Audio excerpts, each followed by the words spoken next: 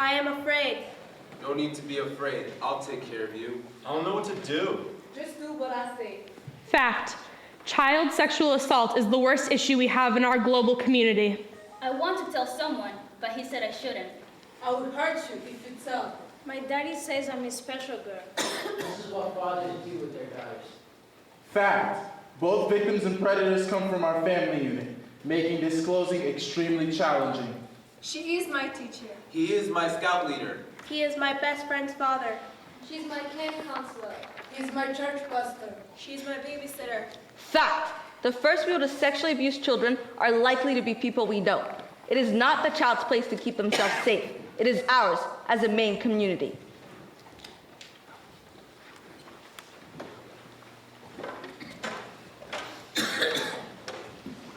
I am 15 and live in Falmouth, Forsyth.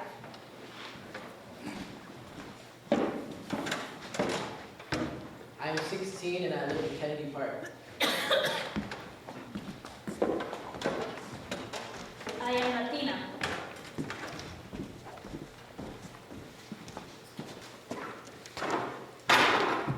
I am a refugee from East Africa. I'm a sophomore in Bunkport High School. I'm a kindergartner at Rice School. I'm a transgender male.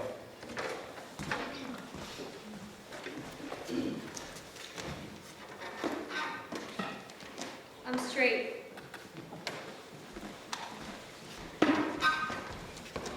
I'm a Jew.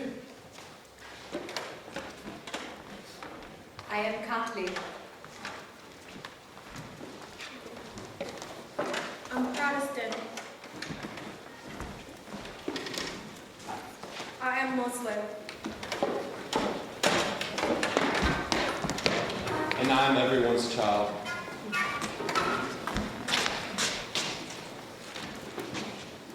Do you believe this?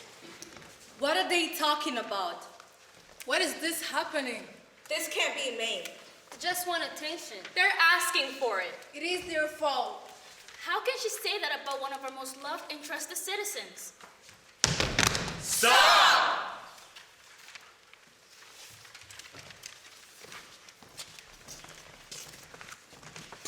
One in 4 girls sexually abused in Maine. I'm 4 years old, and my uncle likes to take pictures of me without clothes on. For his friends. They think I'm pretty. I'm 8 years old. My grandpa likes it when I sit on his lap and we play the squirmy game. But he always wets his pants. I am 14 years old. When my aunt needs money, she takes me to an old man's house. He gives her money when I let him do things to me.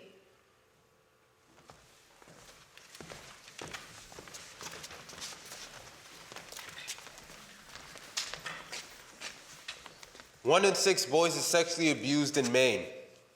I'm 5 years old. My mom's boyfriend used to give me bath and hurt my bum. I'm 10 years old. My uncle shows me movies of naked people and touches himself. He won't let me leave. I have to watch. My Boy Scout leader gave us alcohol the last night of camp. I woke up in a bunk without any clothes on. I was sore. I went outside and threw up. I dropped out of Scouts. He says I'm too old to come see him now. I thought he loved me. I know what he's doing to my brother's young friend. I want to kill him. It's my fault. No one protected me.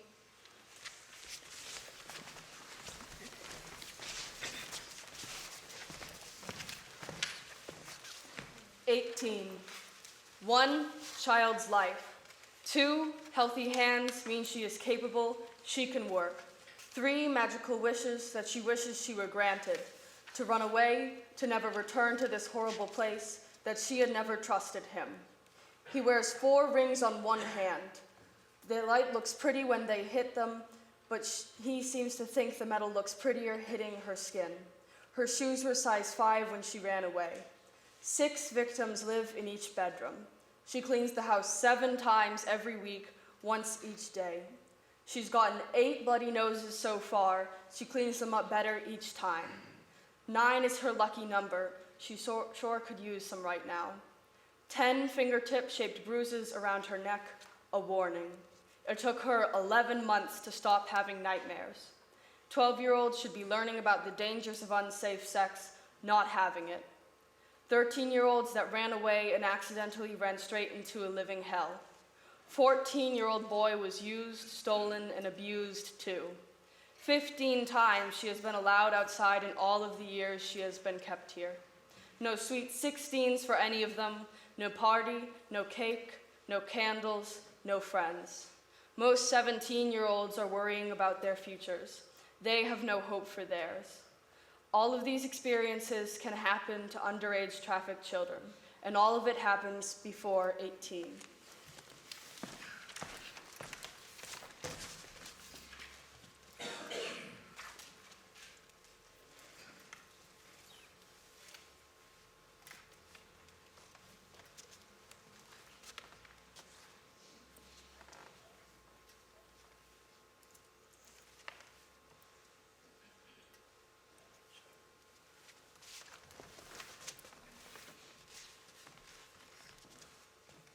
I know I'm safe at home.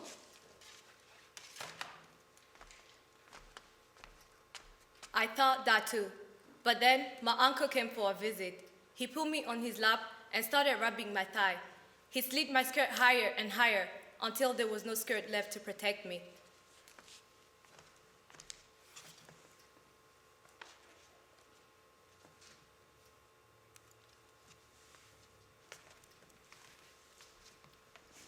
I'm positive I'm safe at school. That's what I thought too. My teacher told me I was failing. She offered to help me after school. When I came into her room, she locked the door. She came close to me. She started touching me. I tried to get away, but I couldn't. She took off my shirt. I told my friend, but she said I was making it up.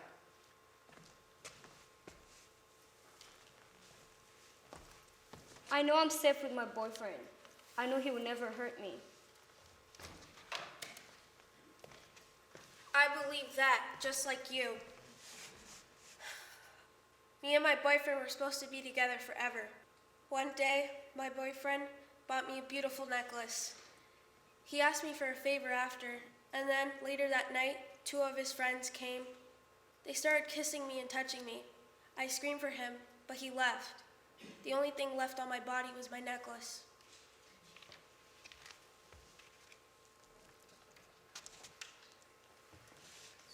Where am I safe?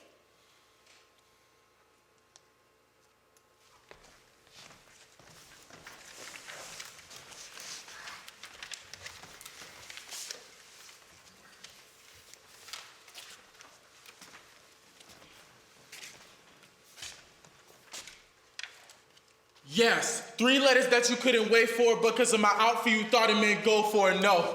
Oh man, she wanted it bad. Clearly I don't, because that's not what I said, boy. Yes, then I'll say daddy, then I'll say harder, then as you break me I scream. No, but all that you got were my screams. And after the silence, it's back to the screams. A bra doesn't mean that I wanted a skirt, doesn't mean that I wanted a dress, doesn't mean that I wanted a tank top, don't mean that I wanted no outfit, will mean that I wanted.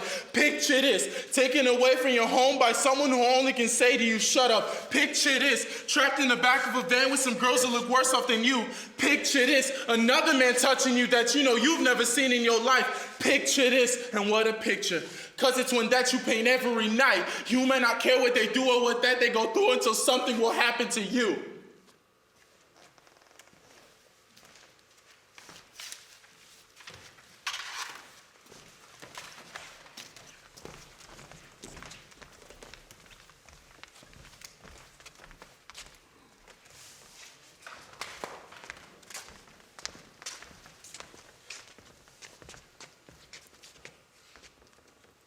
Hi, I'm Laura. I'm 10 years old. My favorite color is blue, and when I grow up, I want to be an astronaut. My best friend's name is Katie. Her and I have sleepovers every weekend, and her dad is really nice to me too. He always hugs me really tight. Every night when I stay there, he wakes me up and says that he wants to show me his special hiding place, so that when Katie and I play hide and seek next time, she won't be able to find me. But the hiding place is really small. And when I'm standing there, I feel something hard press into my stomach. And the more I try to wiggle away, the more trapped I feel. I'm a single dad, and I haven't been with a girl since my wife left me. Katie's always bringing friends over to the house, but there's one friend in particular that comes over every weekend. Her name is Laura. Just couldn't help myself. She's so beautiful, and she reminds me of my wife. I didn't do anything wrong, though. She liked it.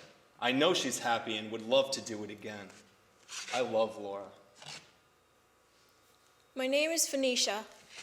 I have an older sister and she's 26 years old.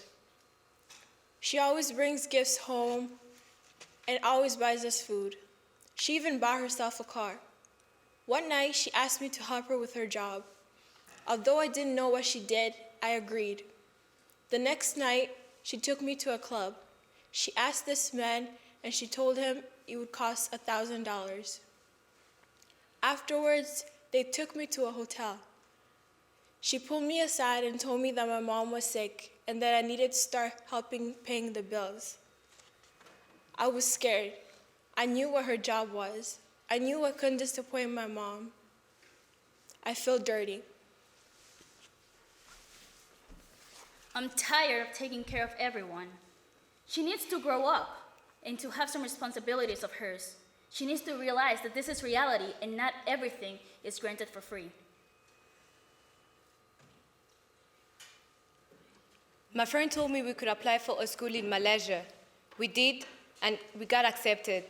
But that dark vast room didn't seem like a school to me. I glanced at my friend, and she was smiling. I didn't understand why she wasn't worried. Then there was a long pause. The next thing I know, I was waking up in bed next to an old man's face. I tried to get away, but he grabbed my hand so hard, it hurt me. I tried to scream out loud, but my voice could not come out. At that time, I knew it was all my friend's fault.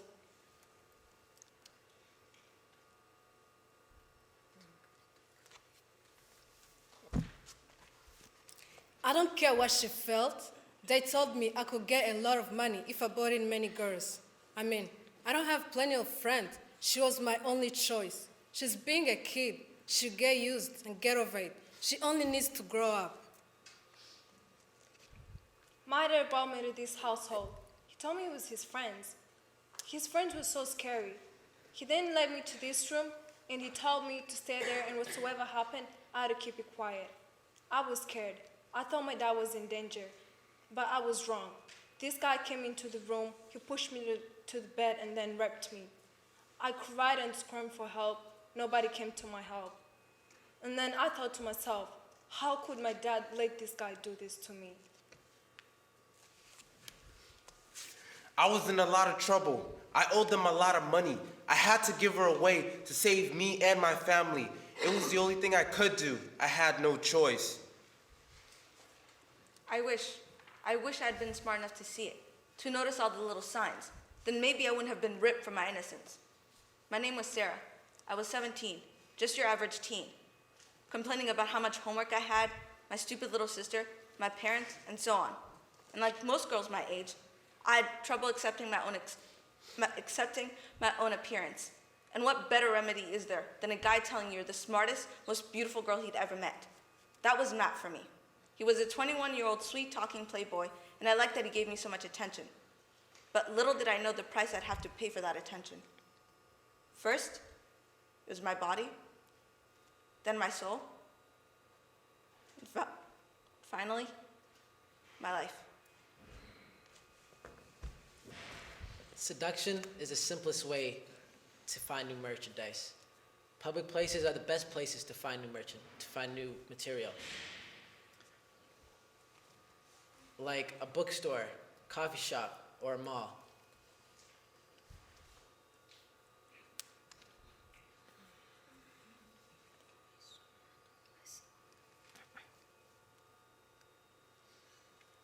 I met Sarah at the mall.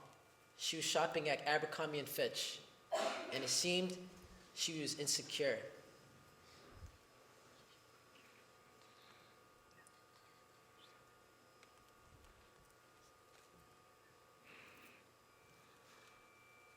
We'd date for a couple weeks, and I'd gain her trust. Then I'd take her to the party. At the party,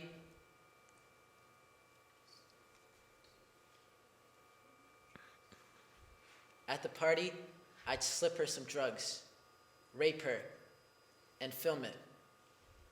After that, I'd blackmail her for as long as she was desirable for. Unfortunately, Sarah overdosed. It was sad.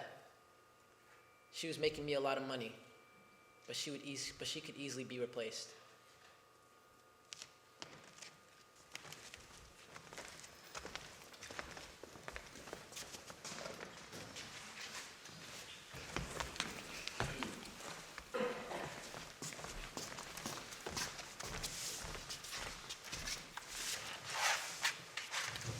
Sexually abused children are the most susceptible to human trafficking. Unhealed victims can develop into predators abusing others. The profit from sex trafficking equals the annual income of Starbucks, Nike, and Google combined. Sex trafficking is only surpassed by weapons sales as the world's most profitable, illegal, global sale. It has surpassed the sale of drugs. English. Child sexual assault is the worst issue we have within our global community. Français. Les problèmes que les enfants ont, c'est la violence dans notre communauté globale. Kirundi. Gushiyashutsa abana ni ikibazo gikomeye mu bibana yacu. Español. El asalto sexual infantil es el peor problema que tenemos entre nuestra comunidad global. Swahili. Shambulia ya kijinsia kwa mtoto ni suala mbaya tuna katika jamii yetu kimataifa. It's not a child's place to keep themselves. It is ours. It is a main community problem. It can Happen to you. What will you do about it? Let the conversation begin.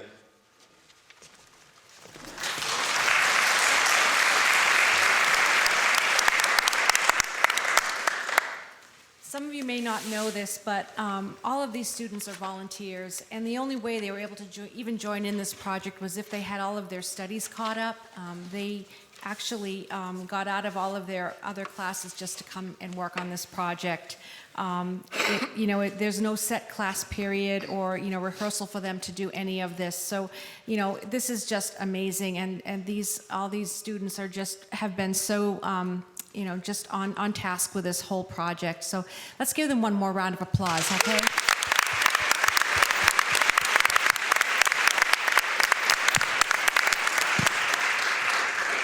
So now, as they just said, let's let the conversation begin. First, I'd just like to say welcome to all of you for coming again. My name is Diane Madden. I'm on the board of Stop Trafficking Me. And first, I'd like to introduce our distinguished panel. All of these folks are volunteers and have graciously volunteered their time to be with us tonight. So thank you, panel.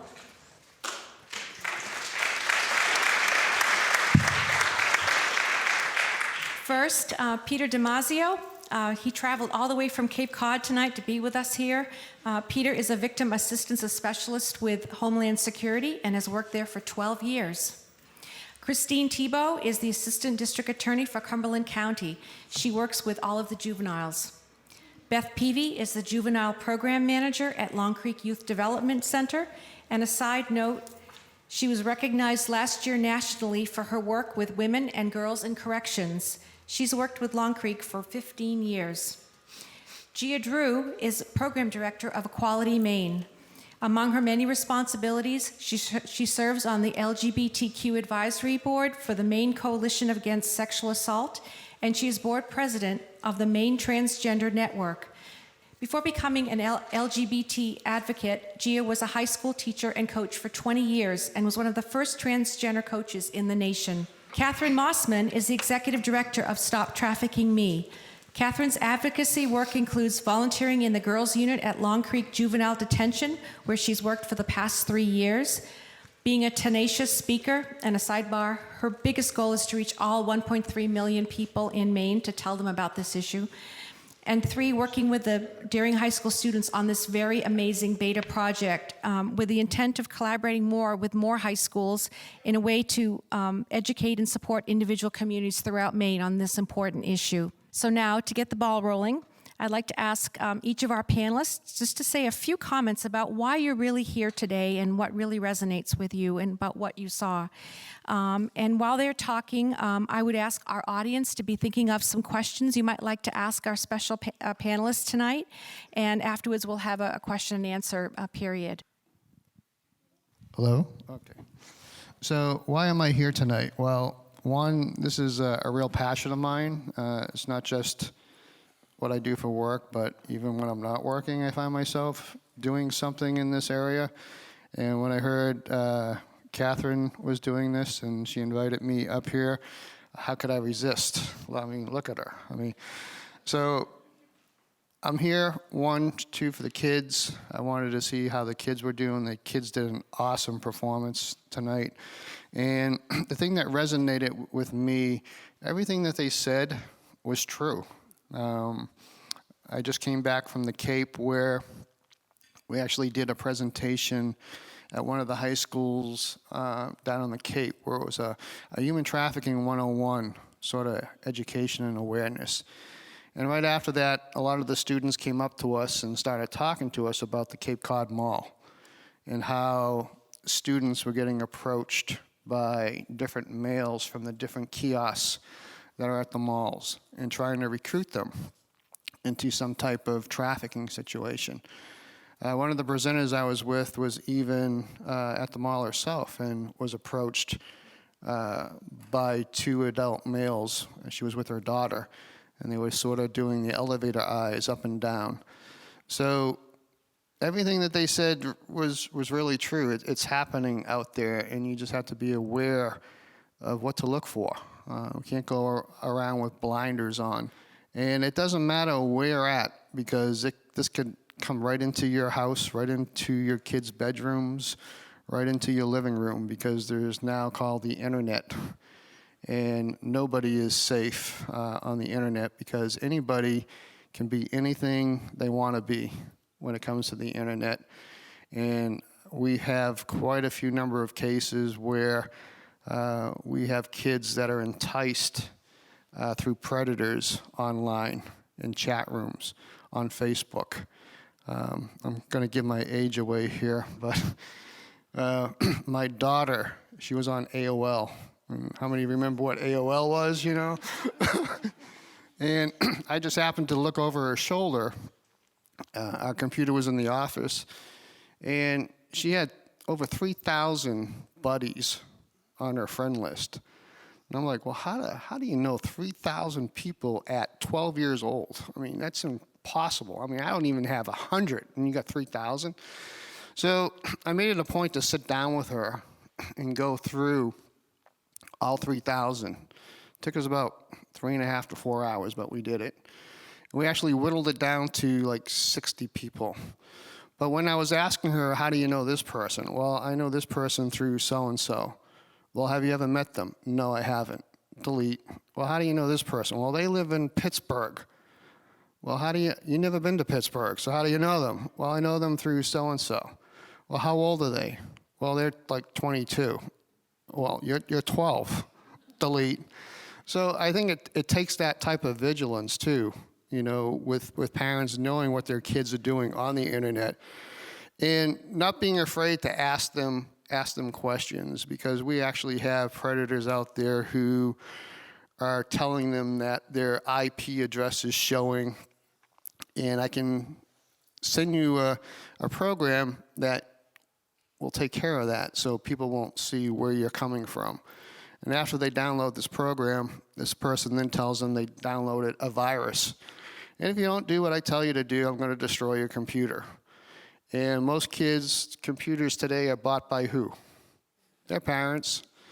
So they don't want to disrupt or get their parents angry, so they do what they're told to do.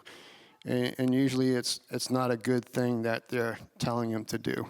So I'll just say be vigilant of your kids, what they're doing, because it's in your home. If you have a computer, it's there. You're vulnerable.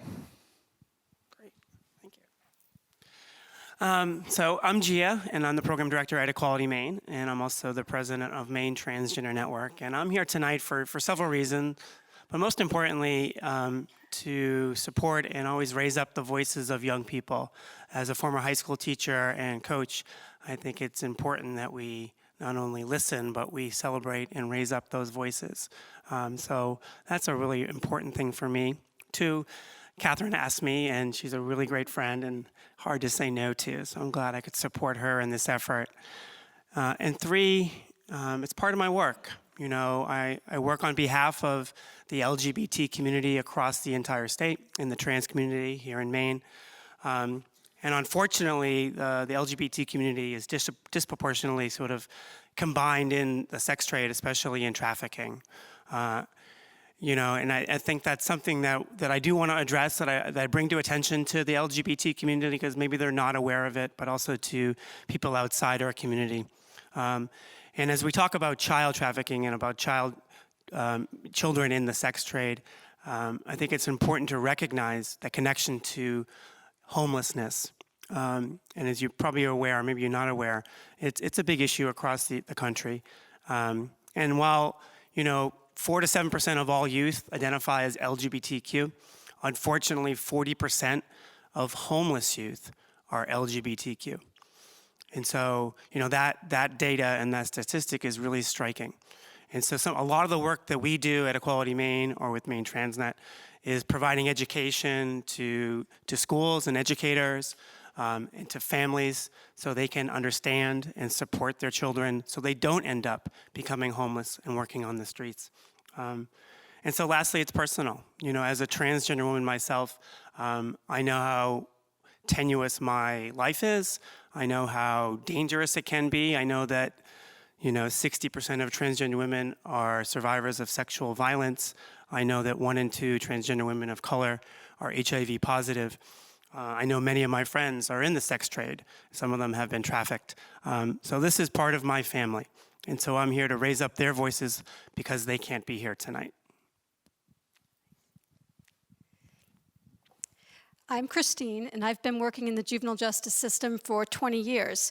I'm here because I believe with every fiber of my being that each and every one of our children deserves our best attention.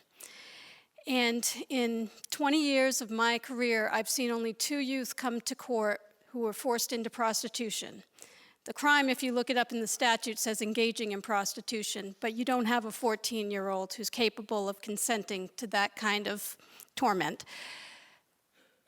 What we see in the law enforcement, in the juvenile justice system, is not a criminal act. What we see is the after effect of these young people whose lives have been derailed, destroyed, damaged by people who claim to love them, who claim to protect them. And I believe that there really are 3 things that are required in order for a crime or a offense against a person to occur. One is you need to have a motivated offender. And as we heard from the kids this evening, there are lots of motivated offenders, and frankly, most of them are friends and family of children. The second thing you need is a suitable target. Every child, whether they're from Cape Elizabeth or from Congo or wherever they are, every child is vulnerable. Every child has a desire to feel loved and belonging. So those 2 things we're not going to change. The third element you need for a crime to be committed against anyone, especially a child, is a lack of a capable guardian. That's something that each and every one of us can and must do. We can't protect children if we don't open our eyes to recognize the danger. As these young people so eloquently told us, the danger's out there, it's in shopping malls, it's on the internet, it's everywhere. And in order to be the capable guardian that each and every child deserves, we need to open our eyes, and we need to recognize that things are happening to our children here in Maine, and we have a responsibility to protect them. Hi, I'm Beth, and one, I'm here because Catherine told me I was going to be here.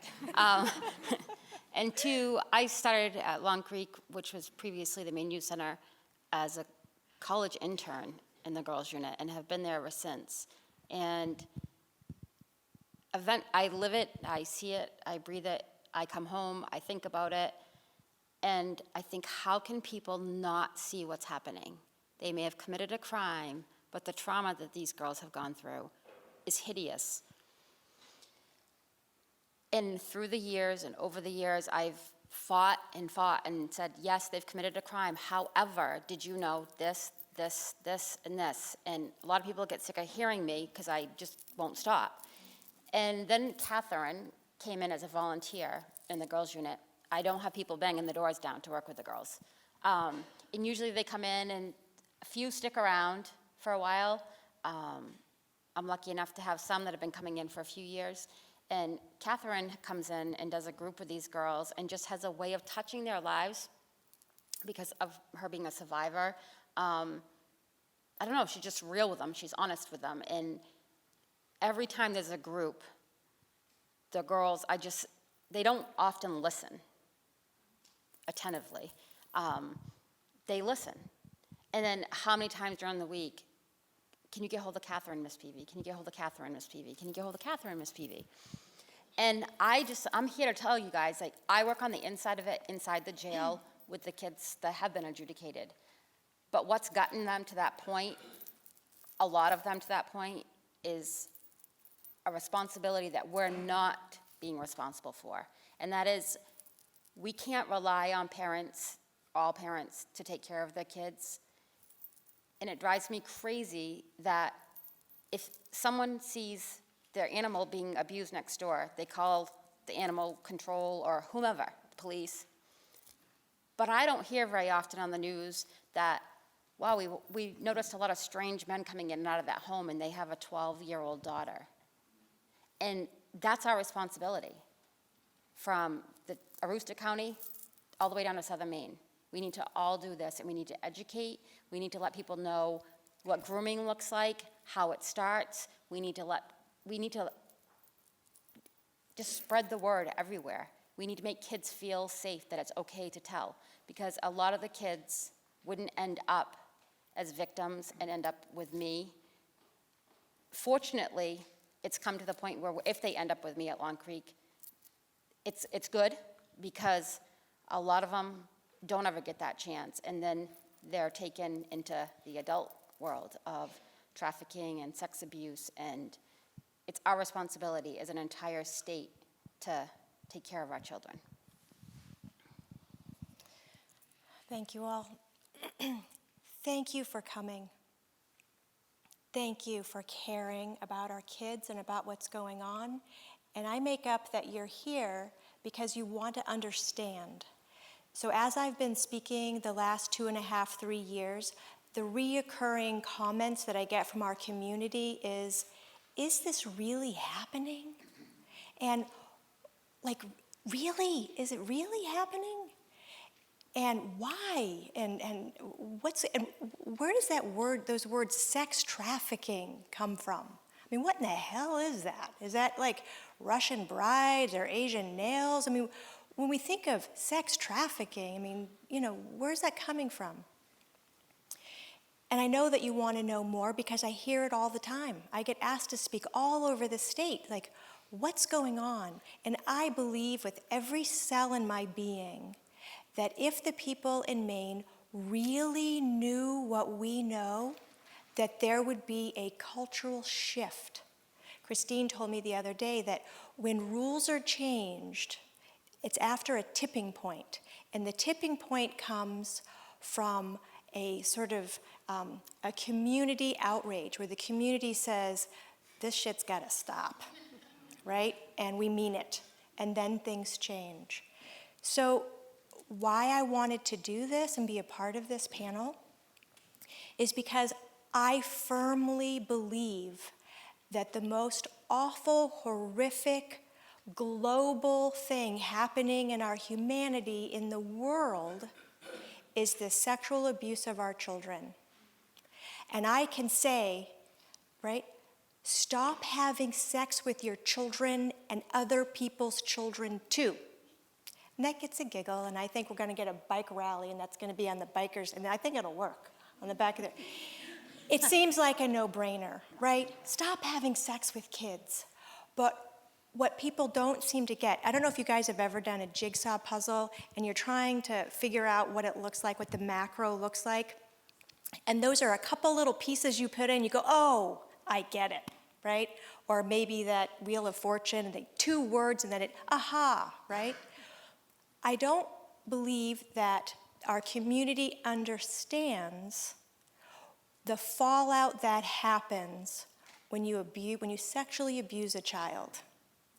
So if we take what we would consider individual issues, drug and alcohol abuse, teenage suicide, depression, anxiety, cutting, incarceration, sex trafficking, and we put them all in little boxes, individual issues, and we take the tops off of each box and analyze what's inside, over 85% of the children in each of those boxes were sexually abused as kids. It is the genesis of many an evil thing, and I believe this firmly. So if we're in a town in Maine, it's a little farm community, and we see somebody who has a goat with 3 heads and a cow with 6 legs, we want to have special programs. Hi, my name is Billy the goat, and I have 3 heads. Hey, Billy, nice to meet you. But nobody pays attention to the fact that there is a nuclear power plant that's having a radiation leak, and that's what's happening with the cow and the goat to begin with. When we're talking about all the drug abuse that's happening and our kids and all this stuff that's going on, the genesis of that is child sexual abuse. There's all this rigmarole now about sex trafficking. I'm thrilled because I get to get in the door and talk about the genesis. A pimp, a pedophile, a predator would not have ammunition. They would not have a product to sell if they didn't have a wounded child who's already been sexually abused to begin with. And I think it's those pieces that we need to put together and really explain to the community of Maine. And from that conversation, then we can really do the healing, because now we know where the problem is and we can figure out together what to do about it. And it's a big conversation because remember, the predator and the victim both come out of a home, right? And who wants to tell on their dad, their brother, their uncle, their sister? Who wants to say, I was abused by my brother, uncle, sister? This is really sticky, but we can do this. We can have grown-up conversations together and make a difference. And that's what this event this evening is about, is like what they were saying. This is where the conversation begins. Thank you for being here. Diane? Thank you all. That was amazing. The next part is going to be kind of a question and answer for all of you out there. We have 2 folks, Julianne and Liz. Where are you? There they are. One's going to be in each of the aisles. They have a microphone, and you can just stay right in your seat. And if you'd like to ask a question of our panelists, just raise your hand, and they'll pass it on to you. Starting at 8:30, we will kind of wrap up the questions, and then we have some thank yous that we'd like to present to some of our speakers and the others on our panel. Thank you. I got 2. Is that on? Hello? I got 2 kids. I got to get home for homework, so I'm going to ask the first question. Hi, Catherine. That was amazing. I'm a little emotional. It was really, really powerful. I have 2 questions. One, kind of quick, is just, and you can answer I'll ask both questions, but first, are you getting any pushback on doing this type of program from any of the school communities? And then secondly, what you just said, Catherine, and I know before I think you referred to it as life cycle or something, but you talked about genesis. Do we need another label for sex trafficking or something? Because it does seem that a lot of people feel this is not our problem, it's not in our community, but it is because of where it starts, and it just seems that we're not opening that discussion wide up. I mean, whether it's the LGBT community or what have you, but it just seems like somehow we got to blast that all open. Am I making sense? Yes, I want to answer the school thing. I can't wait to tell you guys this. This is so exciting. So, the whole idea was like, okay, I'm one person with volunteers on Stop Trafficking Me, and how can, with no money and no staff, how can I reach 1.3 million people in the state of Maine and tell them what I want to tell them? Well, I thought, well, gosh, Kathleen Harris and the Deering High School have done a similar production a couple years ago when Ruchira came from India to talk about human trafficking. And she was so cool. And she's like, sure, let's do something. And the goal was to be able to video this. We have AV Technics, who's doing the audio and visual, recording this. And we thought, we're gonna do this, we're gonna have a panel, and then we're going to give this recording to every single high school in the state of Maine and encourage them to do the same. So that's happening, right? So excited about that. And anybody who wants access to it can go to stoptraffickingme.org and you can get it free, take it, share it, right? So that was that. So I found out from Kathleen a couple of days ago that 3 schools have already called, before we even did this, 3 schools, and I want to tell you their names so bad, but I can't. 3 schools, right, are already wanting to do this. So I believe that our community is hungry to do it, and this is the beta. This is where we're going to get the ball rolling. And in every community, if every community takes responsibility to start the conversation and creating a safe place to have the conversation, we can move mountains. I'll take the second question. So I'll take the second question. There actually is another term that we use to describe this horror, and it's called commercial sexual exploitation of children, CSEC. And that even is a little broad for my liking, because in the world of a teenager or younger children, when you think about commercial, you think money has to change hands, right? Usually you think sex trafficking, there's a pimp who's making money, but make no mistake, there are people out there who find vulnerable children, like the homeless youth, and say, oh, you can stay here. I've got an extra couch. You can crash on my couch. And that becomes part of the quid pro quo, the exchange of consideration. I get to stay at so-and-so's house, but I also have to do other things every once in a while whenever he feels like it. And that is commercial exploitation of youth. But we really do need a nice, catchy term that captures the vulnerability and the exploitation that really are the basis of this crime. Unacceptable. One thing I want to add too is, I think if we talk about another term, I think it has to be really simple so people understand it.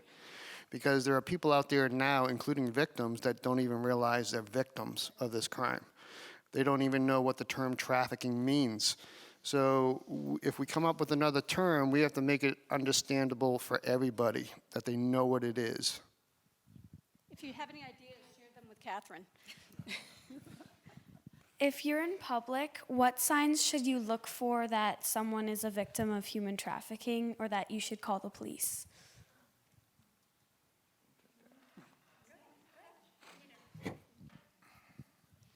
So we're talking about anybody, kid, especially in school. I mean, if you're in school and you notice one of the students who has always appeared down or always wearing disheveled clothes and always looks like they don't have enough money to afford good things, and over the course of the semester, they start showing up wearing really nice clothes, really nice pocketbook, jewelry, shoes, and you know they can't afford that. So that's one good indicator. Where are they getting this money from? Who is buying these things for them? Because the odds are it could be so-called quote-unquote boyfriend who is beginning to groom them into the life. And that's how they begin to groom students in high schools. That's how they groom young adult females as well, is to buy them things, to take them out to fine restaurants, to build their trust. And once that trust is gained, that's when the tide turns and they start getting them to do other things. Other things to watch out for is look for visible bruising on the individual. When you talk to them, they might look down at the ground. They won't look at you in the eyes. They won't have identification on them because it could be being held by somebody. Other things to look for, if there's somebody with them that's always constantly trying to guide them along, or when you talk to them, that person is trying to speak for them. They won't let them speak. Listen for different things that they tell you. Like some people are only allowed to go certain places. We've worked with a couple of individuals who are only allowed to go to the library and allowed to go to church on Sundays. That was it. If they weren't at those two places, they had to be home. So look for different and listen for different things.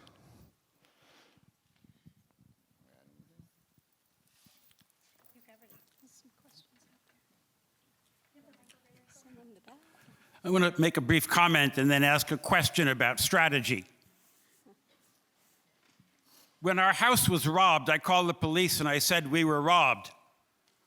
When somebody threw a rock through our window, I called the police and I said somebody threw a rock through our window. But when I was sexually abused, I said to myself, I'm lucky, I was chosen. I didn't sound the alarm, and I didn't think it was a crime. And from talking to other people, I was not alone. And so the question that I have, and I want to turn it into a strategic question, if I wasn't going to sound the alarm when I was a child, who would? Strategically, one strategy is to develop a sense of firm, clear personal boundaries in kids so that they know when those boundaries are being violated. And I've seen that very effective in some contexts. Another is to develop some firm, clear boundaries on the side of those who would be the abuser. And I've seen some situations, I think it's more difficult, but I've seen some which are promising. Another reflected in the questions here is that we can see some of those boundaries being violated and can sound the alarm, which means getting involved. And a fourth is strengthening laws and oversight in schools and so forth so that there are structures that do it. And my question is, how do you set priorities among those? All of those sound like good things to do. I dare say that with limited funds and limited time, you can't do them all. Where do we start?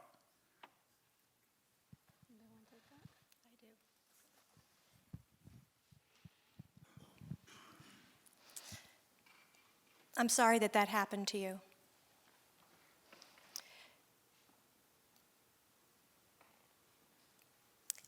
A vagina is a vagina, a penis is a penis, and in my mind, that's where we start. How many times have we witnessed or done ourselves where somebody wants to hold our child?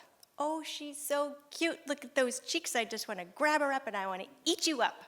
And the kid's like, I don't want Uncle Fred or Aunt Mary to touch me, and the kid's squirming away. And sometimes the insecure parent, or just, they know that Fred or Mary is safe in their mind, pick up that child and say, oh, it's only Uncle Fred and Aunt Mary. We immediately teach that child to disregard their own inner knowing and disrespect that thing inside of them that says no for whatever reason. Now that doesn't mean just because the child doesn't want to be held that person, there's something wrong. It's not an indicator. It's not a neon light saying something's wrong. Or maybe it is, maybe it's not. There are things that we can do as grown-ups. We can teach the child to fist bump, to high five, or how about an appropriate handshake? How do you do, Mr. Fred and Aunt Mary? We don't have to turn our children over. One child was trying to disclose to her teacher that someone was inappropriately touching her, but her mother was uncomfortable calling a vagina a vagina. She called it a cupcake. So the child is trying to tell the teacher about the cupcake, and the teacher, it took forever before they finally realized that the child was being abused. There are so many things at a fundamental level. We teach them to look both ways when you cross the road. We teach them not to touch something hot. We teach them to brush their teeth. When we handle our bodies and the names of our body parts and what's appropriate and what's not with that same level of emotion, not freaking out, not, the kid's looking at us like, why are you freaking out about, giving me a bath or not or whatever? And appropriate boundaries that are within the family. Absolutely. That's where I would start, is immediately, and what I did with my own children. So here I am, a survivor in horrific abuse. And just a side note for a moment, just because you said it. I was horribly abused. I was 25 years old before I finally admitted that I was a victim. In my mind, I was a whore that God had forgiven. I was cool with that. Jesus has washed my sins and I'm golden. No problem. And in therapy, because I'm having massive panic attacks, I'm having night terrors, I'm having post-traumatic episodes, unfreaking believable, but you know what? I'm good. I'm a whore and I'm forgiven. So I'm going to therapy individually once a week, and I'm in group therapy, and the women in my group, they just want to kill me. They want to stab me with something dull because I'm saying, I'm good, and they're like, no, you're not, I was 25 years old, and I was on my first vacation, and it just, the way it happened, I ended up alone with one of my predators, a family friend, older son, who used to put his hand over my mouth when I would do sleepovers and drag me into the hallway and have sex with me. And I knew if I told that I wouldn't be allowed to come back to this place, and doing that with him was worth getting to hang out with his sister and be a part of that family. So what? One more person is gonna have sex with me. I'll just try to get out of it, but if it happens, and I'm not gonna say anything. But I would sleep in a little tiny ball on the couch, and his mother would say, why don't you stretch out? No wonder why you're so short. You sleep like you're in fetal position. Because I didn't want him to take me. So here I am, 25, and I'm in a situation where I'm alone with him. And he's like, hey, right?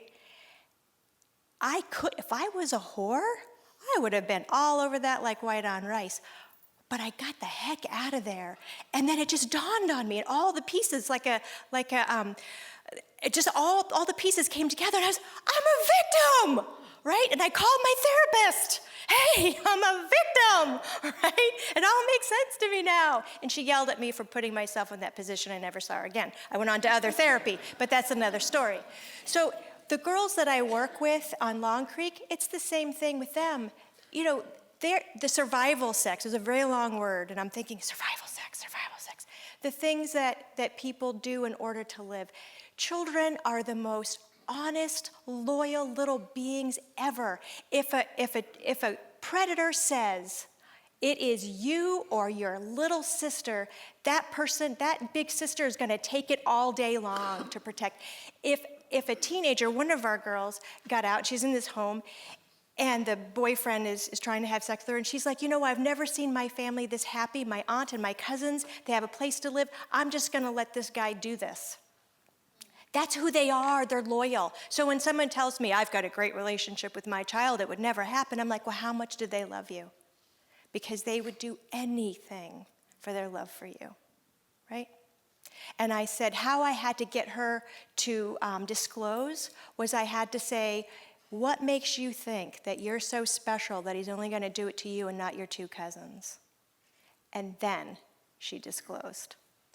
So that's where I would start. I would start with, right out of the gate, having the proper conversations with kids, calling things what they are, right? You guys? I want to address your question or part of your strategy about strengthening laws. There's an expert, national expert called Victor Veith, and he believes that we can end child abuse, including sexual abuse, within 3 generations. And it requires a few things. It requires mandated reporters to report, for people who are charged with investigating crimes to actually investigate them with a trained eye toward recognizing what's the evidence that a child is being sexually abused, and for prosecutors to fearlessly prosecute the offenders. Sounds simple, right? I can tell you that in my career, I've had conversations with nurses who have done forensic examinations on 5-year-olds who are being repeatedly sexually assaulted by their brothers. And when I ask, was there a report done to DHS, they say, no, I didn't think I needed to. And I'm thinking to myself, what part of mandated reporter did you miss? Sometimes, and keep in mind that the mandated reporter section only requires a person to have a suspicion. You don't have to have proof beyond a reasonable doubt. You don't have to conduct the investigation. All you have to do, if you believe that a child is being abused, is make a report to the department. Are they miracle workers? Of course not. But they can put together puzzles as well. If I'm calling, and Catherine's calling, and Gia's calling, and everyone's calling with just a little piece of the puzzle, sooner or later they're going to put it together. So the first thing we can do is actually start living by the laws we've made to protect children. Let's start that, and if as we go along we need to strengthen laws, so be it. I know there's a lot of concern about registration of sex offenders and does it work? In my humble opinion, at least in my work in the juvenile world, no, it doesn't. It may be a false sense of security that somehow the government is protecting my children, and there's probably no greater fallacy than that. People protect children, not the government. And keep in mind, as one of the students said this evening, or maybe a couple of them said it actually, perpetrators of child sexual abuse are more likely going to be invited into your house than to be on a registry somewhere living in a little hovel and lurking with binoculars at your child. So let's look at what really works to keep kids safe. And for God's sakes, if you're paid to do a job, do it and protect the kids. Great. Thank you. Thank you for sharing your story. I really appreciate it. You know, some of the things that are going on in the state, we probably haven't talked a lot about yet. There is a task force that does involve many different agencies around the state. So when you're talking about how do we prioritize these issues and who's on board, that is happening. And I will say that agencies around the state that are working on domestic violence and sexual assault are creating really wonderful programs for young people, and they are going into schools. But there are a lot of schools, and there are a lot of teachers and a lot of students. So that is, beginning those conversations about our bodies and about what is appropriate touching and what is not is happening. But more and more schools need to be on board with that, working with their local sexual assault or domestic violence agencies. And so that is happening too. Looks like there's somebody right there in the front here. I just have a short question, which is, was this play put on for the students at the school also, or is it just for an evening audience? And if it wasn't put on for the school, would you think that it should be? What's your opinion about that? I want everybody to hear it. I mean, I want 1.3 million people in the state of Maine to see it. So what they agreed to do was the students all agreed to participate in this. What was there, like 15 students? So, and they actually, I don't know if you guys realize this, every single piece those kids created and wrote themselves, from the t-shirts, the design on the t-shirt to every script. So that rap, that guy wrote that rap. That poem, The Girl with the Little Blue Hair, boy, Alex, he wrote that, the numbers one. The one where they're taking off pieces, another a girl with all blue hair, she wrote that. I mean, these kids wrote every single bit that you heard on their own. They practiced, they would meet in between whatever else they had to do, and they agreed to do this for our community. Everybody in the school was invited. I don't know if you guys saw, huge press, Channel 8, Channel 13, WGAN, Lisa Love Radio, that the media has just really supported this evening, and you all honored us by coming, and I wish that every student would have come here. They were certainly welcome and invited, right? So does that answer your question? And you had a question too? Liz, yeah, right here, Sharon. Sorry, Sharon, I didn't see you. I remember as a kid growing up about stranger danger. They're still talking, they still teach children about stranger danger. How do they teach them about family danger? That's, how do you do that? false sense of security. It's kind of like what Christine was talking about with the registered sex registry. Those are the stupid ones that got caught, right? That's like the tip of the Titanic iceberg.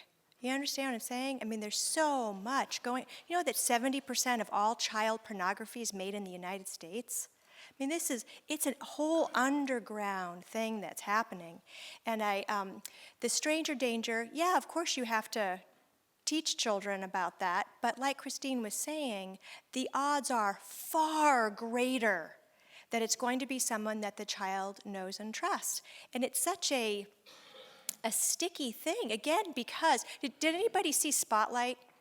Anybody see that? Wasn't that amazing? The thing that stood out for me on that movie was, it's understandable if the priests didn't want to tell, that's understandable. But the community leaders, you see all the stuff that they did to suppress it? Not only the community leaders, but the families themselves, right? And what I made up about that was because priests are like family. They're like family. And if that's the way that whole community did that, and think about it. So there was, what was it? It was 294 priests were convicted and 1,000 victims. So you take the world, and in my mind, I do the Google map. You do the world, do this continent, do the United States, do New England, Massachusetts, Boston, and one religion in Boston. And a predator's average number of assaults in their lifetime is 150. That's not the aggressive one. The average number of assaults is 150 times, 1 in 4, 1 in 6. That's a lot of fallout, okay? When it is our family, I was sexually abused by my uncle, by my aunt, friends of the family, babysitter, and let me tell you, being tied down to a bed and raped for hours was not as traumatic for me as my father asking me for a blowjob. Okay? That the trauma that happens is so varying. And the kids were talking about sitting on grandpa's lap or whatever. Who wants to tell anybody that? Nobody wants. There was a day 40 years ago where if your husband was beating you up and you called the cops would come and say, "What are you doing to make your husband mad? Knock it off." If you went to your church and you said, "My husband's beating the crap out of me," and they would say, "How about a marriage enrichment seminar? Because we don't believe in divorce."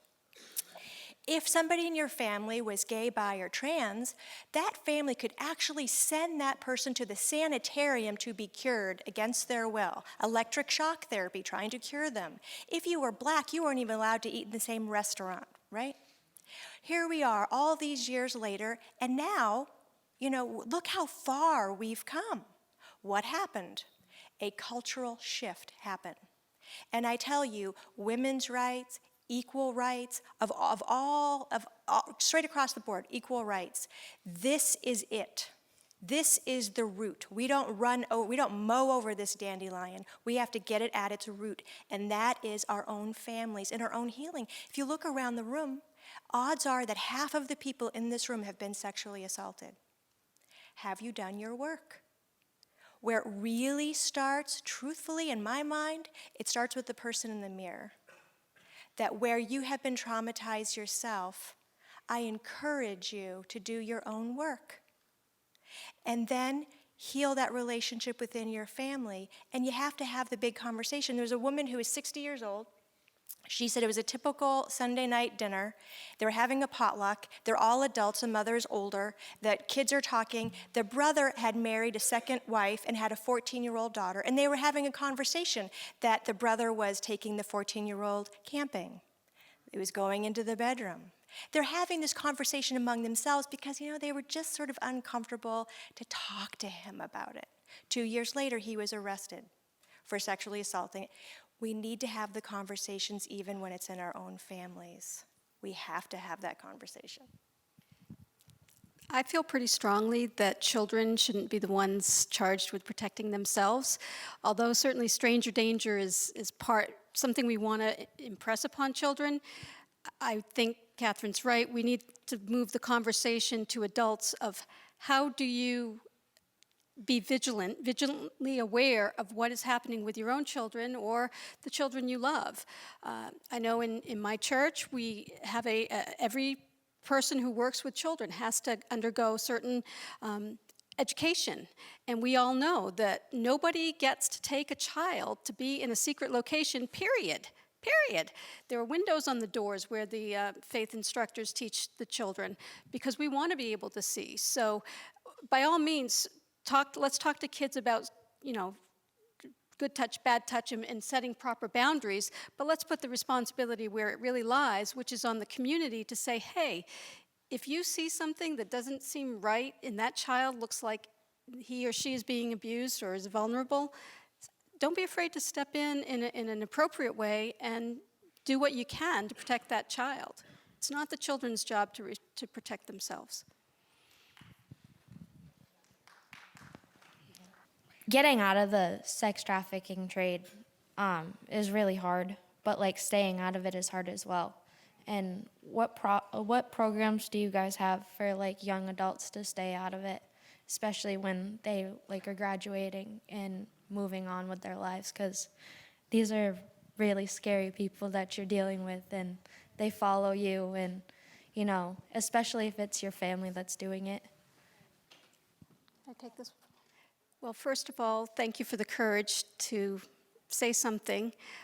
Second of all, I want to tell this whole room we should be deeply ashamed of ourselves as a state that we have, I don't know how many animal shelters in this state that are willing to take any animal that doesn't have a safe place to stay. We do not have. And if there's something we can add to the strategy, let's find a safe place for kids who can't or won't, for very good reason, to return to their homes. We haven't really, as a state, gotten together and said, kids, especially, 5-year-olds, perhaps we can work on finding them a safe home. That's relatively doable. When you get up 13, 14, 15, we have practically nothing to offer those kids. And if you knew my biggest ethical dilemma as a prosecutor, it's looking at a girl who's shoplifted whatever from Hannaford to eat that day, and my choices as I'm in court is, do I ask the judge to lock her up at jail with Beth, as loving as Beth is, this girl doesn't deserve to go to jail for stealing a salad. That actually happened. Who would prosecute a kid for stealing a salad, right? But if she's cutting and she's being trafficked, and I know that there's a fairly good chance that if she walks out the back of the courthouse, she's going to be picked up by somebody who's very willing to put her on the streets and is very willing to give her drugs to keep her soul dead. What are my choices? We should all be ashamed as a state that those are our two big choices. I hope that we come together and hear young people like you saying, we need a safe place to go, and I hope that we are able to pull together some resources and do that. Sure. Great. Thank you again for that question. One of the things that we'd like to address are, what are the programs that are out there, especially for young people who are trying to find their way and maybe don't have the support at school or at work or at home. And so making sure there are programs across the state for young people to be engaged with before they become arrested or before they become deeply involved in the sex trade or trafficked. So we are working with agencies across the state, especially youth drop-in centers, so they are aware of this issue and that they have ongoing programs on a regular basis. So I think that's very important. Making sure that we work with law enforcement, child welfare agencies, court personnel, so they know how best to support, especially LGBT people, and how to talk with them and make them feel safe and welcome. And talking about child placements, making sure that those families that young people are being placed into don't put them in harm's way. Making sure that the family is supportive of maybe that person's sexual identity or gender. I think those are very important. And also to involve young people in this process. The solutions can come from us, but I think also involving young people in the solution is really important as well. Go ahead. One thing I'd like to add to this is, since I started this job, I am. Use the microphone. Since I started this my job in the past 15 years, I've watched more places in safe group homes and things of that nature be closed for funding, to the point now there is literally not an option to send these kids to. So people do a lot of fundraising, and you get knocks on your door for campaigns, and I mean, I donate to different things as well, but one thing as a community we need to become aware of, and we all need to work somehow at building a structure or taking a structure and creating a safe home for people, these kids to go live, boys and girls, to go live at, because it would be full, because there's so many kids that don't have a place to go, therefore they don't tell, because they don't want to, a teenager isn't going to get adopted, very rarely. And it's a shame on our state that we have closed so many homes for kids to go to. And I would challenge all of you and anybody that you know, we need to work on this as a community and create a building.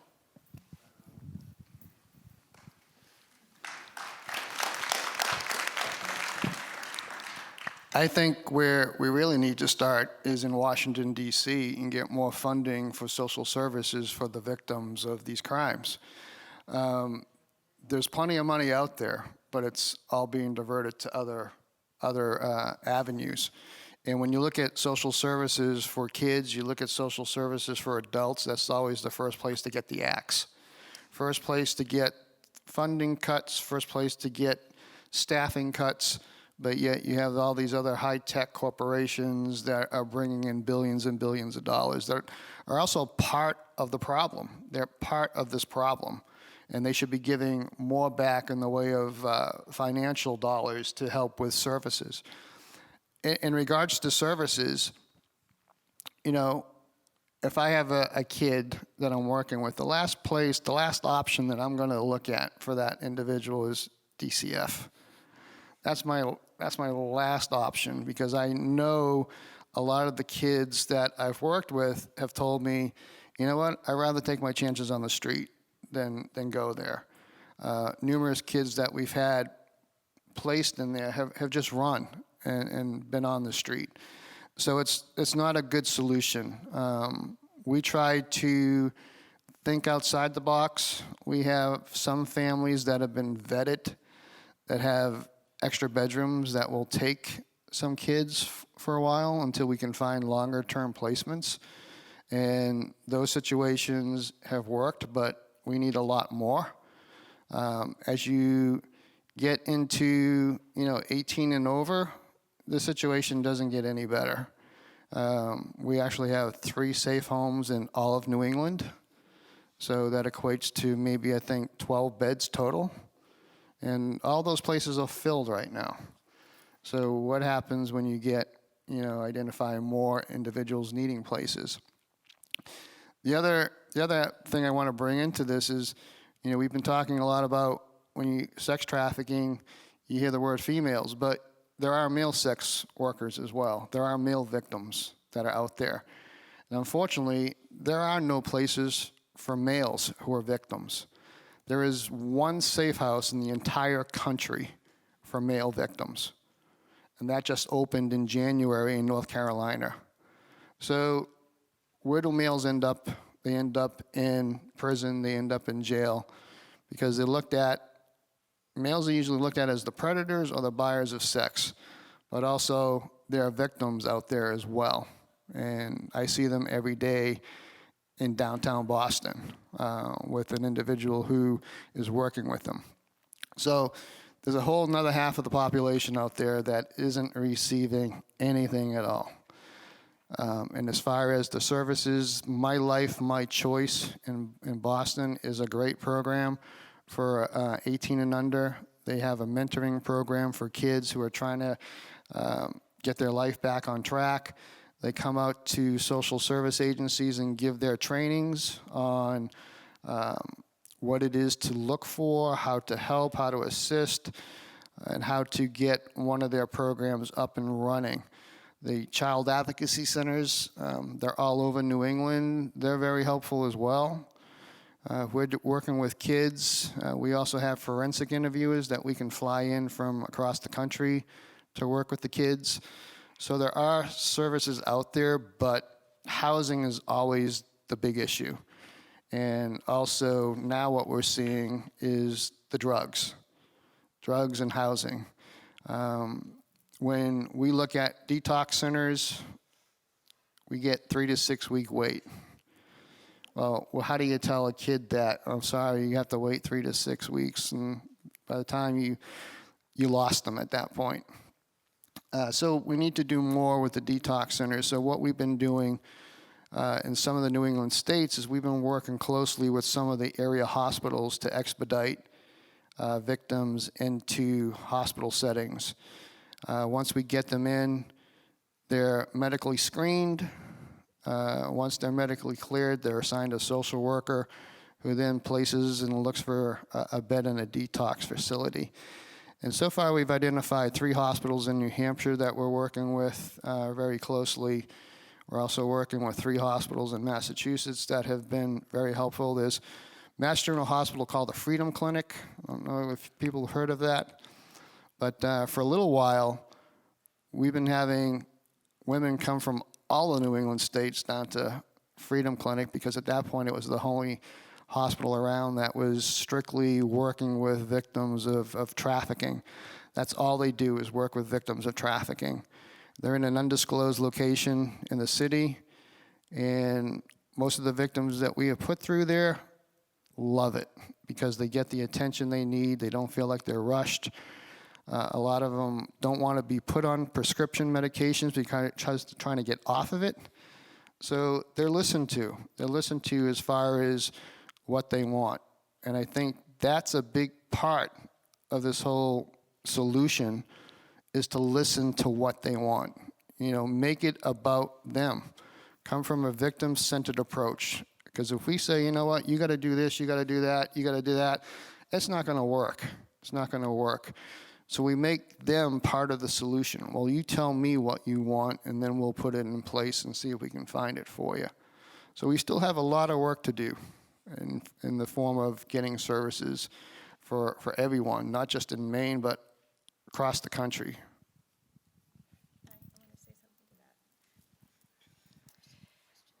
Okay, I just briefly, people will say, why do people go back to trafficking? Why do they go back to the abuser? Why do they go back?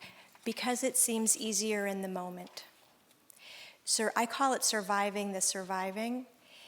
And I applaud you for your efforts to get out. And all this is lovely, but you're saying, where do I go today, right?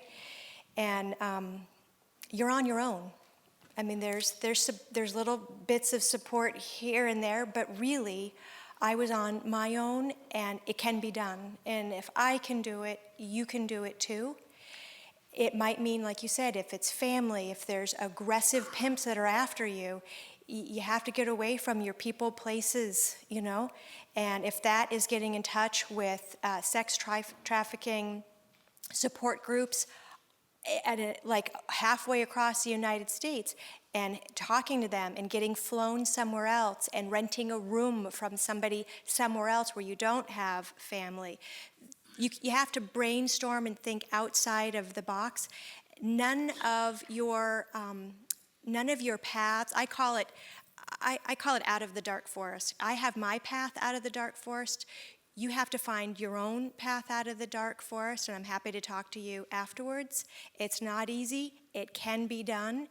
It's not easy. It can be done, and I'm happy to talk to you afterwards.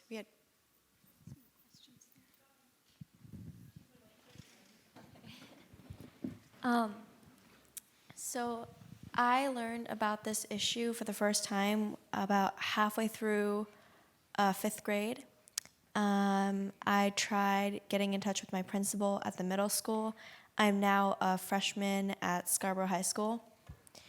I've met with my principal about doing something at the school of this issue, and he still is a little bit on the fence.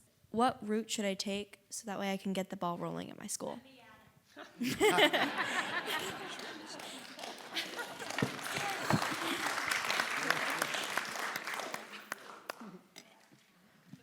information's out there. Contact me. I'm happy to go knock on his door. I'm tenacious. And I'd echo Catherine's comments, because one of the things we know about teenagers is they don't look to the establishment for help. They're not going to call the police. They're certainly not going to think of the prosecutor as their friend. They will reach out to peers. I think you have hit upon something very, very powerful, because other teens who feel vulnerable or feel afraid are going to speak to you when they won't speak to anyone up here. So you have the power, and I hope that your principal will recognize that, and you have a pivotal role to play here.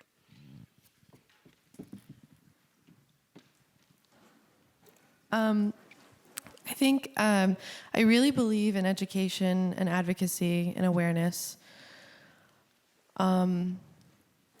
But I also think that the institutions that hold power are the ones that are constantly oppressing. And I think that our current political climate within the city, within the state of Maine, and elsewhere, but like locally, I don't think that a lot of options are available for changing the systems that work for certain people and are broken for certain people, very specifically for the reasons that people who have power want to maintain their power. From political power all the way down to somebody else's autonomy over their bodies. So, really bleak question. I vote. I am an active member of my community. I work at a women's shelter. I volunteer. I do all of this stuff. I see violence happening every day that nobody believes. I've experienced violence myself. It seems like a cycle that I really don't know how it can be broken for people who are constantly surviving through something. And I don't think that our governor is supportive of any of this. He vetoes everything. And it seems to be run by money rather than people who are really affected by this. So I'm hoping for some guidance, some resources, and some hope in order to address these issues and move forward and really impress upon people who have political and economic power that this needs to change. And even though it doesn't affect them, the people that they represent are the ones being affected. Do you see the governor here? No. Do you see any of the organizations that we have? We have many organizations in Maine that work on all of these issues. I purposely didn't invite any of them because I wanted you to see me. I hope I don't cry. I wanted you to see one person, talk to one person who said yes, and another person who said yes, and another person who said yes, and another person who said yes, and all of you said yes, and look what we did. Has nothing to do with money or politics. Here we are. We are the change makers. And I feel the hopelessness and helplessness from, that just like, I can feel the weight of your words in my soul. And I know it because I have more, I don't have the success stories that I wish. And I speak all over Maine, and when somebody comes up to me and they're raw and they tell me about their pain, and I say, how long ago was that? And they say 20 years. It breaks my heart. It just breaks my heart. It has to stop. So I put on my boots and I say, what can one person do? One person can talk to one person to say yes and yes and yes and yes. So I encourage you not to feel defeated. Don't look for what won't work or what's not working. Divert your eyes to what you can do and what will work. You're a young woman and you're surrounded by friends. I can see and you are a force to be reckoned with. So don't give up. And I'll turn that to the political people. Oh, no. I've got a whole bunch more questions.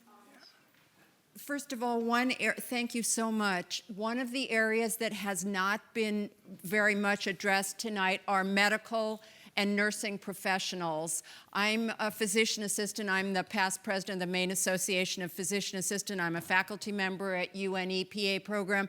And we, for the past 2 years at our state conferences, have been having sessions on this with the help of people on the table here. And I would like the parents here to know when young people go to be seen at the clinics, and the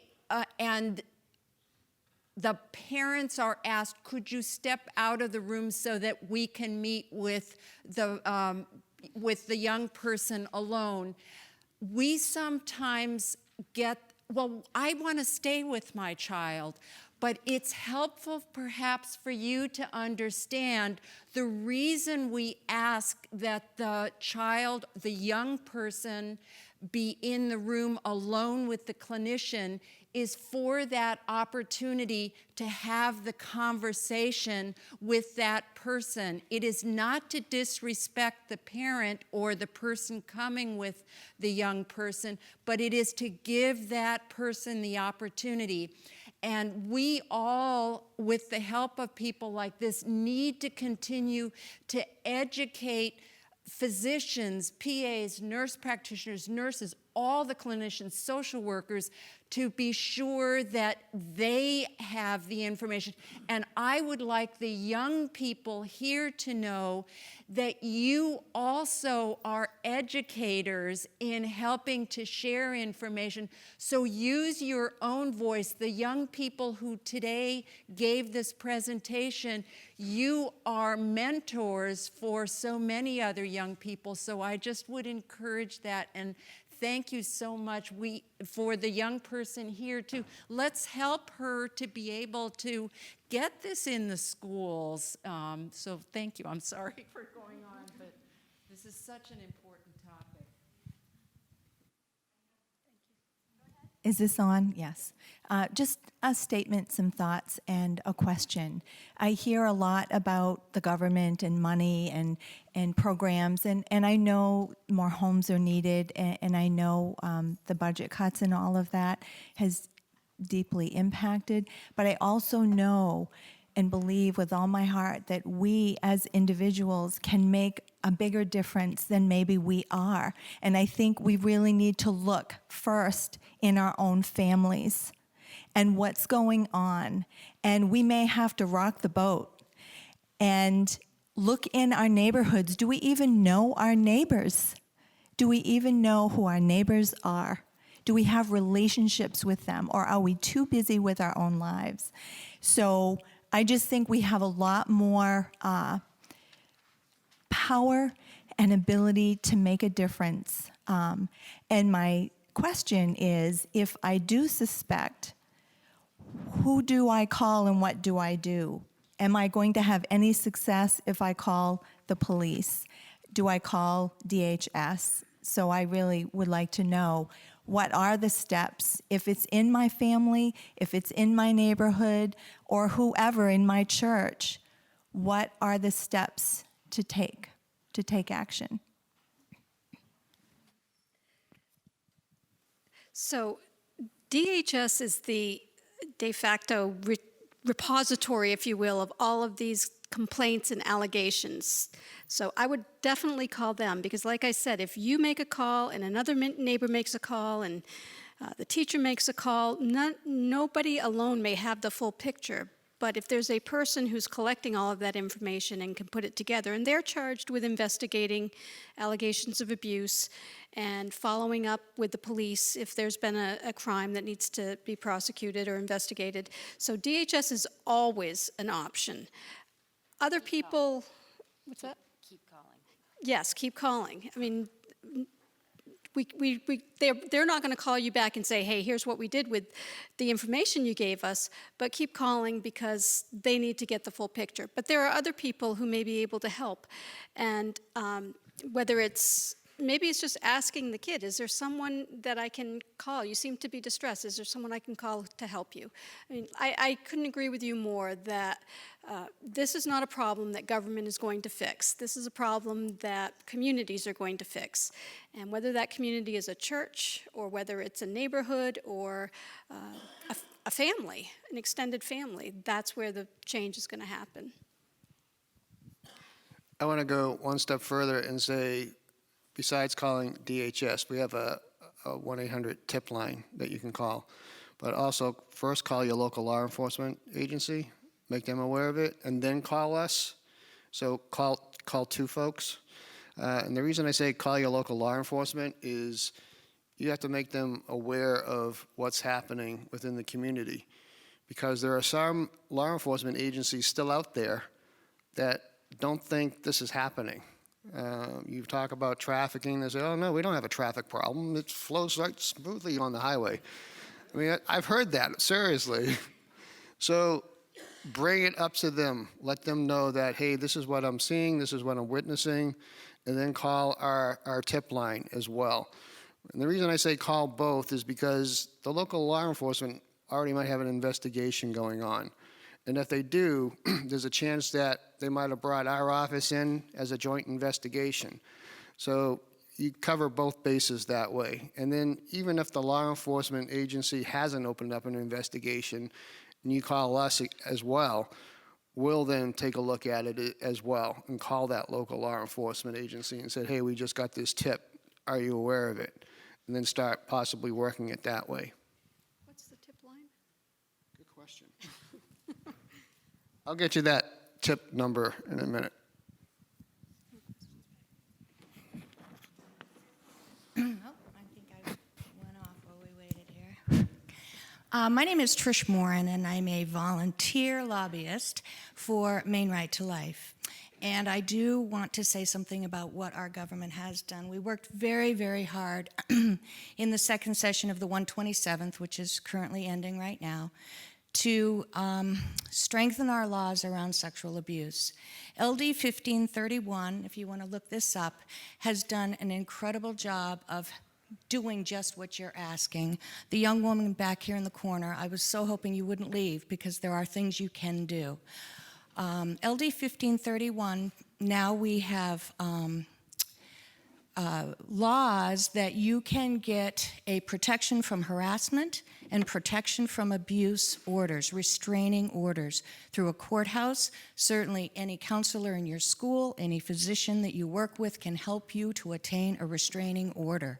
The more restraining orders that are put out on this particular person, the more likely they will be then picked up and stopped. The law also passed that identification cannot be fudged with. You cannot go, and it turns into a Class D felony if you do anything with anyone's passport or identification. A lot of the trafficking is going across states. We had numerous people come up for testimony, and I really want to encourage you to watch what's going on in the legislature. I need to see more of you people up there.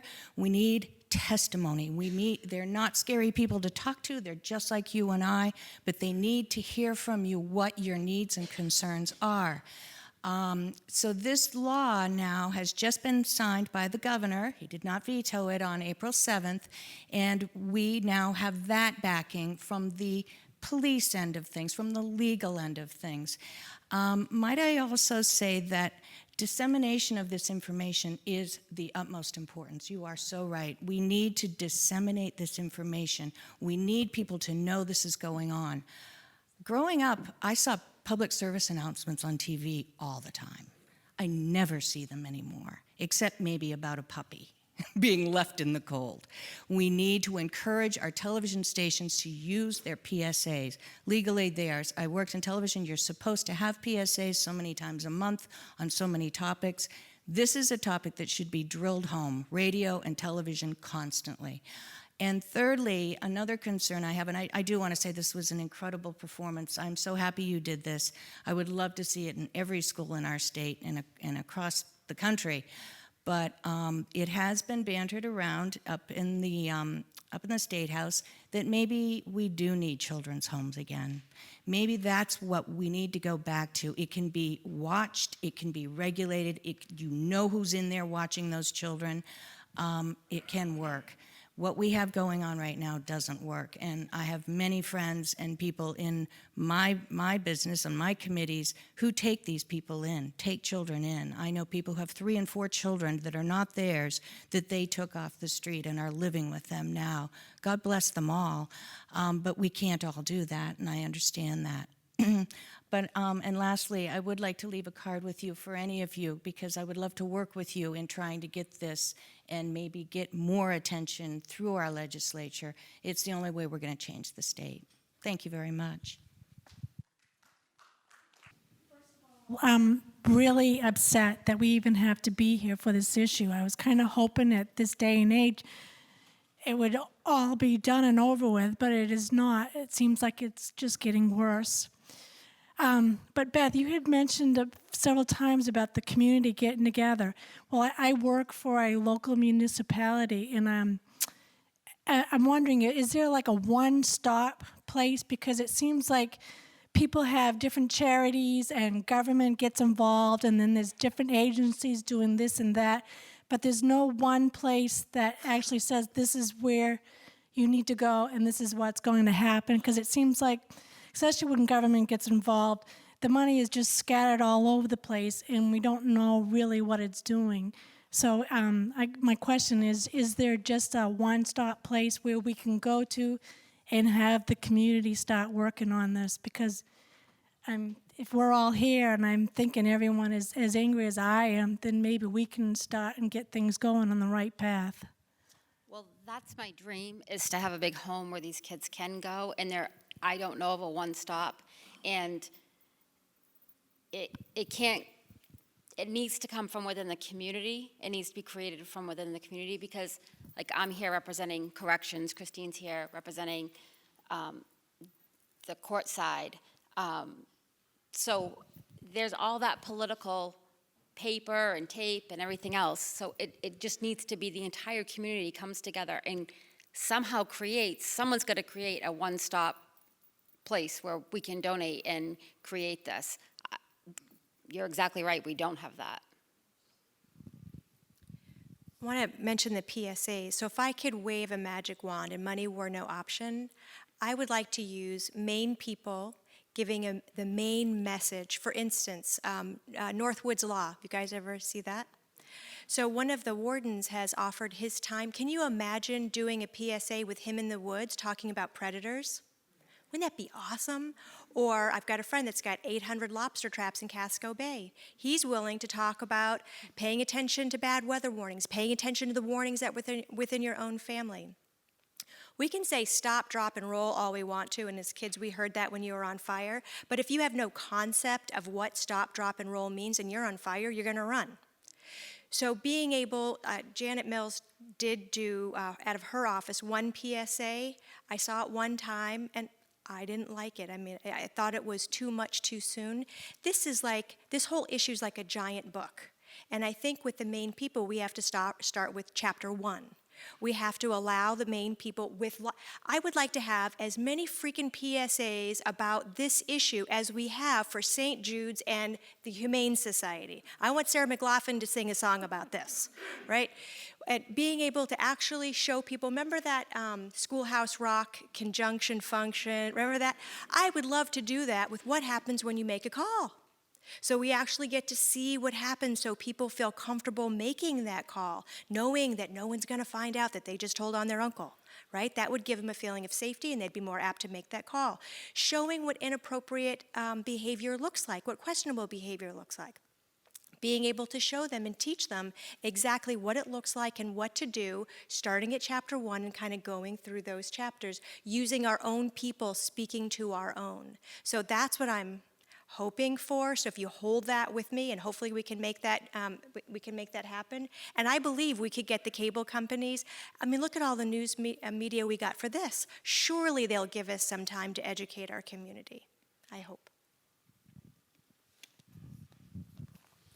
one of the things we're working on right now as far as PSAs is we're actually reached out to all the New England sports teams, and we're actually getting a player from each sport team to do a 60-second PSA on trafficking, which will be aired across New England.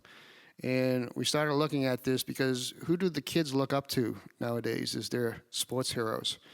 So we have some women athletes as well as male athletes who will volunteer their time to do a 60-second PSA on what it is, what to watch out for, and who to call. And speaking of who to call, that I kind of worked into that. That tip, thank you. The tip line is 866 DHS 2 ICE, ICE. Say that again. 866 DHS 2 ICE, ICE. And just one other thing I wanted to mention too about more community homes in the communities. I think really before you get to that point, you really have to educate the community on what you're dealing with. Because once a community hears that one of these homes are going in their location, it's probably going to be a lot of protesting, a lot of up in arms over it. I know the Safe House in North Carolina that opened for males, it's actually for 14 through 18-year-old males. They've gone through hell with the community as far as the protesting and the uproar of having it in their residence, in their area. So educate the community first on what you're wanting to do and how big the problem is. I don't understand why something that is necessary and as useful as that would cause protests in a neighborhood. What do they think these children are going to do? They're afraid. They're afraid because a lot of these kids are on drugs. They're not educated. When I say they're not educated, the community is not educated. They're fearful that drugs are going to be brought into the community. They're fearful of pimps coming to the house looking for the kids or looking for whoever's living there. So they're just afraid of the increased violence that will be brought to the community. Kids running from the home. So those are the things that they're worried about. So I think a big education program on what it is. And you might have people living in that area who don't have kids. So for them, why should I worry about this? I mean, why should it be in my neighborhood? I don't have kids, so why should I deal with it? So, I mean, unfortunately, that's what you're dealing with. I mean, we actually, one of the communities in Massachusetts, we handed out posters. And one woman was putting posters up around town, and there was another woman right behind her taking them down. And when she asked her, why are you taking these down? She said, well, I find these offensive to my children. Well, she told her, well, these could help your kids. These could possibly save your kids' lives someday. So this is what you're dealing with in the community. So education is key. These children look up to the sports figures that you mentioned, and everything that we've heard tonight is so powerful and so important. And there's also a message, the children, and at what age, I don't know, that's mostly my question, they very much look to themselves, and you had mentioned bad touch and good touch. And if the conversation begins equally as to what is good touch, and that becomes a conversation at what age, you're offering a model to balance what is bad touch, because without, it's so important and so volatile and so dangerous, yet also so positive. And where does that message, and we're so afraid in New England to have that conversation, so how does that get brought in a balanced way that gives a systemic chance before, at what age, starting early on, where that conversation takes place in an appropriate way of peers of children at a very young age, where they begin to understand and model and have the conversation, not only to know what is inappropriate, but to know what is appropriate. And there's so many barriers for that conversation to take place, but I think that's also an important piece of the puzzle. Agreed. And one of the things that I did was I invested in, I mean, my youngest is 32 now, but I invested in Know the Little Seal. So we would listen to Bible things, cassette tapes, 8-track tapes, never mind. And we also listened to Know the Little Seal. And it was just a part of our life. I wanted to bring up predators before we lose any more of our audience, and we'll wrap here shortly. There are two kinds of predators in my mind. There's the predator who is doing unto others what was done to him or her, usually minors who are passing it on. And then there are predators who, that is their sexual preference is children. And I want you guys to understand about predators. There is no neon sign over a predator's head telling you that that's a predator.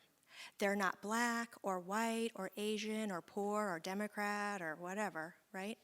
If you look around a room, I want you to imagine and tell me, who are the heterosexuals? How do you tell if someone's straight? That's how you're going to know who a predator is. Do straight people have jobs in religious? Are they Boy Scout leaders? Are they religious leaders? Are they teachers? My first offender was the vice principal of my public school. There isn't a title or a financial status or religious background that makes one person safe and somebody else not safe. I'm not saying that you all leave here this evening and like feel like everybody is a predator. I just don't want you to walk around thinking that there's some level of safety that they're not. I don't want you to hide behind, oh, I know who the registered sex offender is, or it's a family friend, so they're safe, or they're a priest, so they're safe, or it's a Boy Scout leader because they're safe. Predators, when we talked about people being shipped away to try to make them have a different sexual orientation, we can't change a straight person and make them something they're not. We're not going to be able to cure a predator. A predator cares about one thing and one thing only: success. They want to be able to abuse our children and get away with it. What do you think? They're stupid? They know what's going to happen to them in jail. They understand what's going to happen if they're arrested. They're going to do everything they can to not get arrested. They're everywhere. They're everywhere. They're in our society and they're not going anywhere. I know a couple people very close to me that would like them all to die, So that's not going to happen. I like the island idea. Put them all. That's not going to happen either. Okay? There's not so we have to have, in my imagination, I have to have compassion and zero tolerance. So I understand that there are human beings in my life that are sexual predators, and I don't want them to act out on it. I want to find out what does work to keep that desire down. I spoke to a predator. I spoke to a priest who had been convicted, and I said, so what works? And they said oral castration doesn't work. The place that he went to in Virginia was, they did art therapy and music therapy and massage therapy and all this stuff, and massage worked better than oral castration. Physical touch lessened their desire to act out. I don't care if I have to have some sort of massage place in my community for predators to go there instead of abusing my children. We have to open our minds to what will work, to being able to have the conversation. And I know it's like, oh my God, she's talking about massage therapy for predators. Hey, if that's going to stop them from having sex with my kid, then rock on, I'll pay for it all day long. We just have to open our mind to what is going to work within our community to all live together in our community and keep our children safe from being sexually abused. I just wanted to throw that out. I think another thing to remember too is there's predators out there that your kids will never see face to face. They'll never be in the same room with them. As I said earlier, the online predator who is sending that virus for the kids to download, he actually had over 300 victims of children under the age of 16. And he was doing it from his home in Ottawa, Canada. He had over 28,000 images and videos on his computer of kids. And he was actually in residency to be a pediatrician. So it shows you it can be anybody out there. So you just have to know what to look for. The other thing too, we have, if you have a smartphone, we actually have an app called Operation Predator that you can download for free. And it actually lists the top 10 predators that we're looking for. When it first came out, within 2 months, we apprehended 3 of them that were on the list. You can also make an anonymous tip through the app as well if you see something. So again, it's Operation Predator, and you can download it for free if you have a smartphone. So what I'd like to do now is ask if the panelists, if you have anything that you feel a burning urge to share before we wrap up.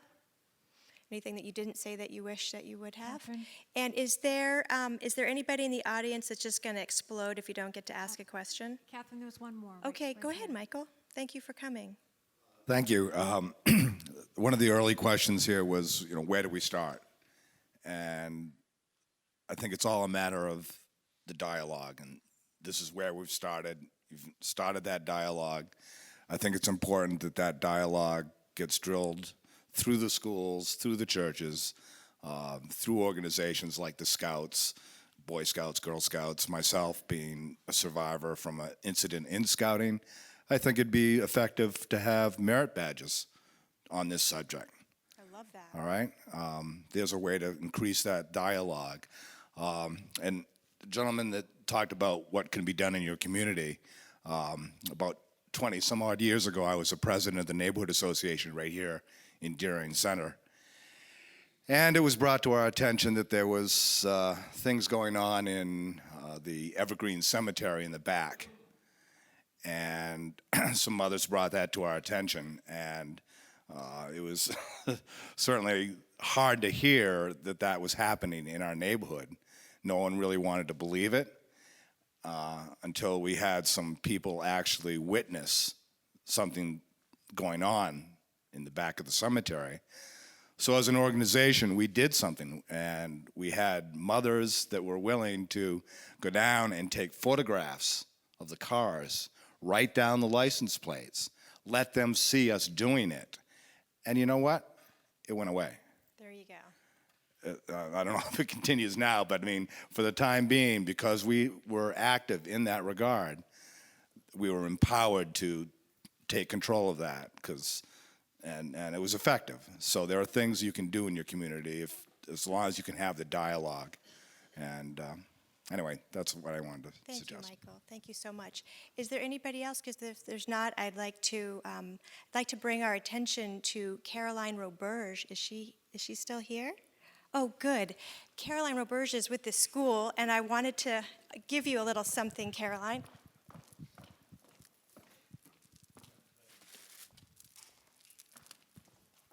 In appreciation for letting us use your school and your students, here is a Stop Trafficking Me, a certificate of appreciation for what Deering High School is doing in our community. The first one. Thank you.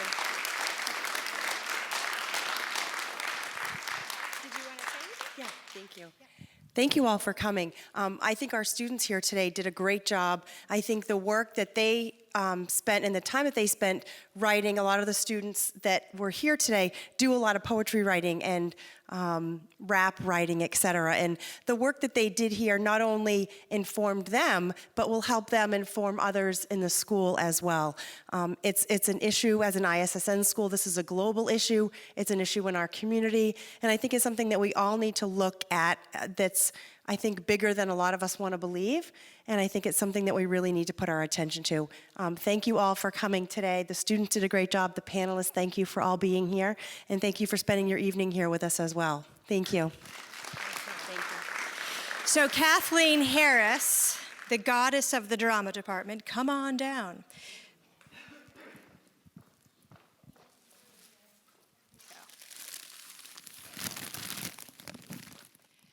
So I love the Oscars.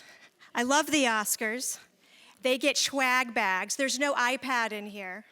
Okay? Come back. So this woman, it's been like herding cats. Can you imagine with high school kids? Come on up. I wanted to show our appreciation.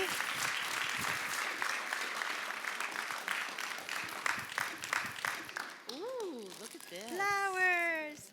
Here's a bag for you. A bag? Wow, it's heavy. This would not have happened if this teacher didn't say yes. And then, although her schedule is very tight, she wiggled room and herded cats to make this possible. So thank you so much. Thank you, Kathy.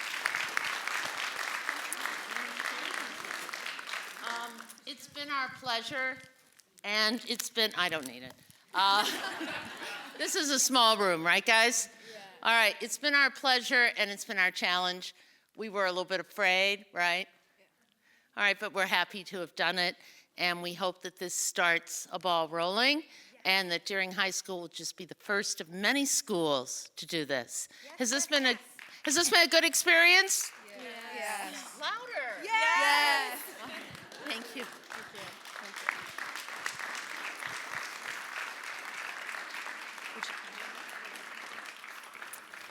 And to our panelists, Peter, thank you so much for driving all the way from Cape. There is chocolate in here to keep you up on your drive back. Thank you so much.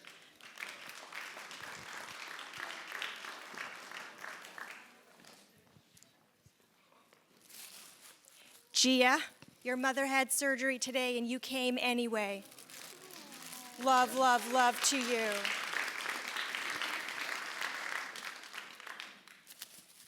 Thank you. One of the things I love about Christine is that she treats all the children as if they were her own. So when there is a case before her, she says, what would I do with this child if it were my own birth child? That is the kind of love we want in our politics.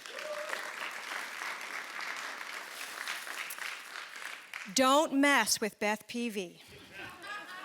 Okay? She is a mother hen in that jail. Oh my gosh. If you have not toured Long Creek Youth Center, please come. We could use your support there. It's the only youth development center we have in the entire state. She runs the girls unit, does an amazing job.